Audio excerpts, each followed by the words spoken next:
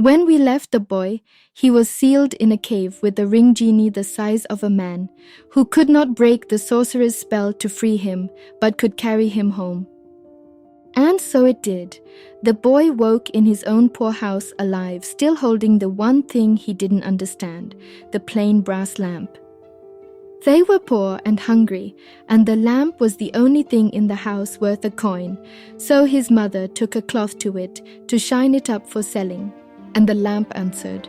The little silver spirit of the ring could carry a boy through a wall. This was not that. This filled the room. This bent the ceiling. This was a mountain that had learned to bow, and it looked down at a widow with a polishing cloth and a boy in a patched tunic, and it said the words that change everything. I am the slave of the lamp, what do you wish? That was where I began the 8th night, with the reveal I had made him wait a whole day for. And I watched it land.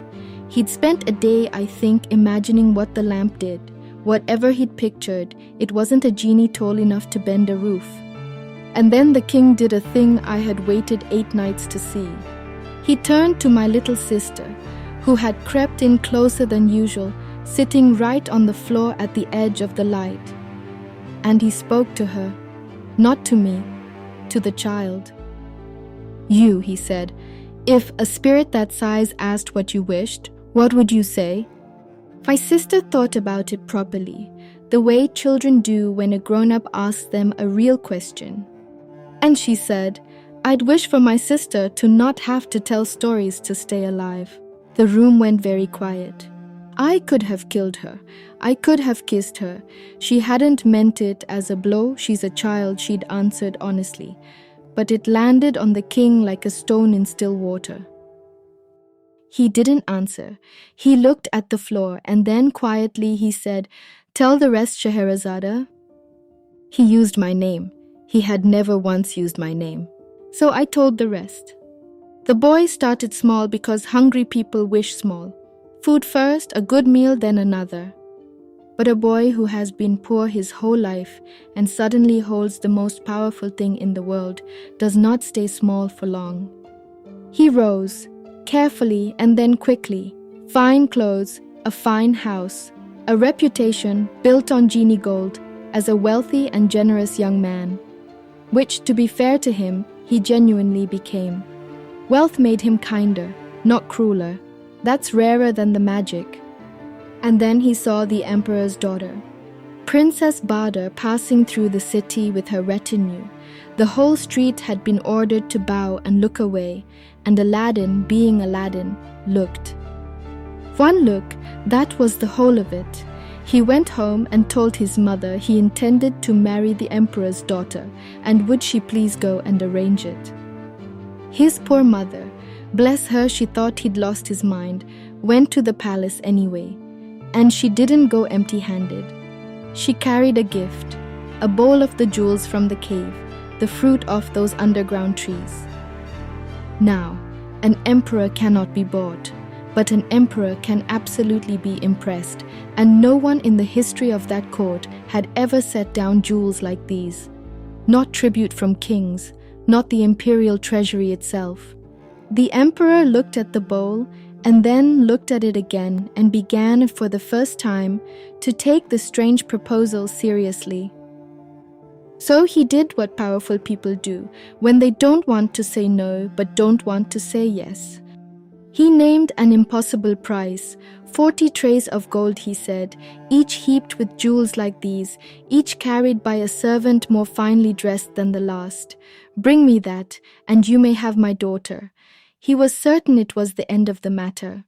You already know how this goes. Aladdin rubbed the lamp, and the next morning 40 jeweled trays and 40 servants dressed like princes wound through the city to the palace gates.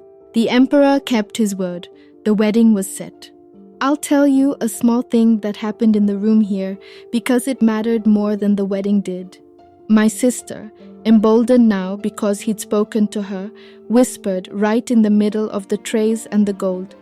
He should have asked for more than jewels. He should have asked to be kind. You can't wish for that. And the king, who a week ago would not speak, leaned toward a 12-year-old and answered her seriously. "No," he said, "you can't wish for that. You have to build it yourself out of much smaller things." And he glanced at the 2 lamps on the floor when he said it. I don't think he knew he did. For the wedding, Aladdin wished for a palace, not a house, a palace to stand across from the emperor's own so his bride would want for nothing. And overnight, on empty ground, the genie built one. Marble, gold, windows of jewels, a palace finer than the emperor's, finished before the sun came up.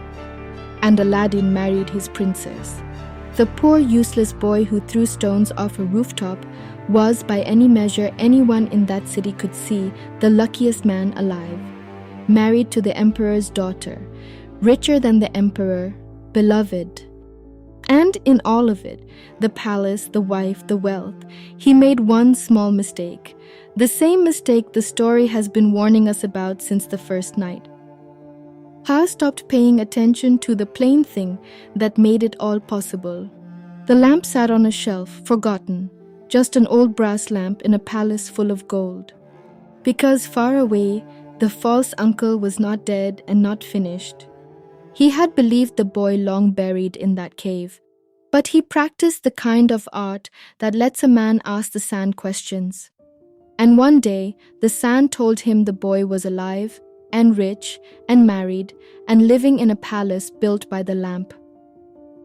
His lamp, the lamp he'd crossed the world for, in the hands of the gutter boy who'd cheated him.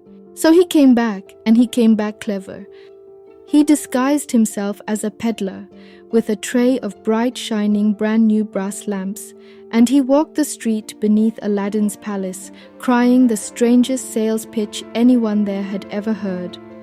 "New lamps for old, new lamps for old!"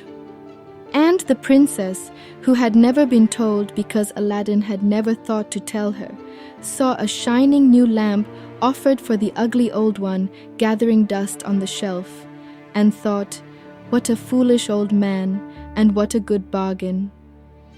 She traded it, the most powerful object in the world, for a shiny trinket out of a moment's idle kindness to a peddler. She had no way of knowing, that's the cruelty of it. Nobody had told her the story. The moment the lamp left the palace, the peddler stopped being a peddler. He rubbed it. The great emerald genie rose, bound as it always was to whoever held the brass. And this time, the hand that held it was the sorcerer's. "Take this palace," the sorcerer commanded, "and everyone in it, and carry it to my own country far from here." And the genie who serves the lamp and not the man obeyed. Aladdin came home to an empty field, no palace, no wife, just flat ground where his whole life had stood the day before, and the emperor across the square in a towering rage, demanding to know where his daughter had gone. In one morning, he lost everything the lamp had given him. The emperor gave him a deadline, find the princess or lose his head. He was, suddenly, exactly what he'd started as, a boy with nothing, in trouble he couldn't talk his way out of. Except for one thing, the thing he'd forgotten he still had. He wrung his hands in despair, exactly as he had in the cave a lifetime ago, and the old ring on his finger woke again. The small silver spirit, the lesser magic, the one everyone, including Aladdin, had forgotten. "Bring back my palace," Aladdin begged, and the little genie said, gently, because it was a gentle thing, that it could not. "That is the lamp's work, and the lamp has a new master. I cannot undo what the greater spirit has done." "Then take me to it," said Aladdin. "Take me to wherever the palace is. That much you can do." And that much it could. And here my king, who had learned 2 nights ago that he was allowed to guess, leaned in and tried to help. "He should trick the sorcerer," he said. "The way the fisherman tricked the genie. He can't beat him with power. He has to beat him the way everyone in your stories beats a stronger thing." He had it exactly right. 8 nights, and my king had learned the one rule that runs under every tale I know. The small and clever undo the large and cruel, never the other way. "Yes, my lord," I said. "That is exactly what he does. Shall I show you how?" He nodded, quickly like a boy. I went on. "The ring carried him to the stolen palace, half a world away, and to the princess who had been keeping the sorcerer at arm's length with all the cleverness she had. Together, in secret, they made a plan, not a battle, a trick, because that is how it is done. The princess, who had refused even to look at the sorcerer, suddenly softened. She invited him to dine. She let him believe he had won her. And she poured his wine herself. It was, of course, drugged. The sorcerer, who could ask the sand questions and move palaces through the sky, was undone by a cup of wine and a woman he'd underestimated. He slumped across the table, and Aladdin stepped out from behind the curtain and took the lamp out of his robes. Aladdin rubbed the lamp, and the great green genie rose. For the master, it had always underneath been waiting to serve again. He wished it all back. The palace, the princess, home, carried across the sky in a night, set down exactly where it had stood, so that the emperor woke to find his daughter returned and the whole nightmare undone. The sorcerer he left where he'd fallen, powerless, half a world away, with nothing, which is the family-friendly version, and honestly the crueler one.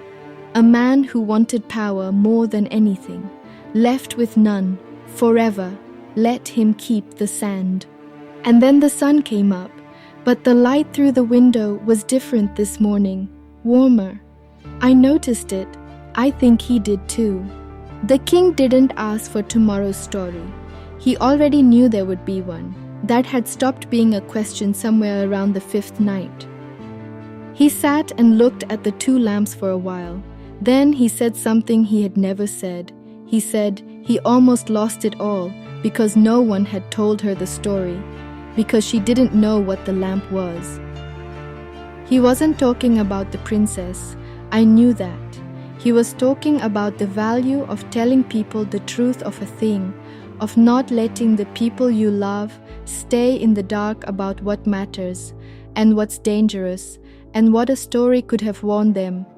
He was, I think, talking about 7 years of not telling anyone anything, but I did not say that. Some things you let a man arrive at himself. My sister had fallen asleep on the floor, somewhere around the drugged wine. The king looked at her a long moment, and then, carefully, so as not to wake her, he took his own heavy outer robe off his shoulders and laid it over the sleeping child. A man who used to end each night with an execution, tucking a blanket around a sleeping girl at dawn. He left, his shoulders bare, the robe still on my sister. And on the arm of the throne there was an 8th thread now, emerald green, the color of the genie in the lamp. 8 threads, close together. I stood and looked at them a long while after he'd gone, because they weren't separate strands anymore, and somewhere in the last 8 nights, without my noticing the exact moment, they had started to become a weave. A small bright band of color on the arm of a grey throne in a palace that used to have none. 8 nights down, 993 to go,